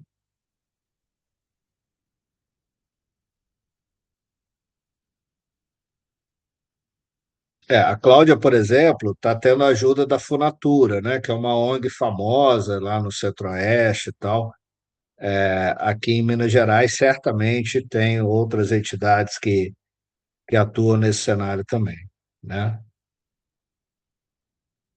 O Múcio está dizendo que as RPPNs são todas federais, não tem estadual na Paraíba, Múcio? Não sabia. Interessante, né? Pessoal, mais alguma pergunta, algum comentário? Tranquilo? Espero que vocês tenham entendido bem aí as categorias, né? Porque são bem complexas mesmo, a gente precisa aprofundar nisso sempre, né? Mas espero que tenha ajudado aí o entendimento disso, beleza? Pessoal, então, obrigado. Espero que não esqueçam de assinar aí a lista de presença. Lembrando, né, que a gente fez uma pequena adequação do calendário, né? Então, nós agora teremos aula apenas no dia 27, né? 27 de maio, por quê? Semana que vem a gente está em Brasília participando do seminário de áreas protegidas e inclusão social, né? Então, quem estiver por Brasília, dá um oi para a gente se encontrar. Vai ser um seminário muito interessante. A gente vai ter várias atividades por lá, né? É, Então, a gente vai ter uma folguinha de uma semana, mas temos mais duas aulas previstas, né? Uma dia 27 e outra aula no dia 3 de junho. Lembrando que a gente está marcando aquele café virtual nosso também. Depois eu vou chamar a atenção de vocês, eu não lembro aqui o dia que eu marquei. Dia. Ih, O café virtual no dia 26 de maio, né? Para a gente se conhecer mais, quem quiser, tá bom? Então, obrigado, gente. Obrigado pelo carinho, obrigado pela atenção. Continuamos aí conversando pelo WhatsApp, beleza? Um grande abraço aí para vocês, um bom final de semana, segunda metade da semana, final de semana, e até o dia 26 no nosso café virtual, então. Um abraço, pessoal, até mais. Valeu.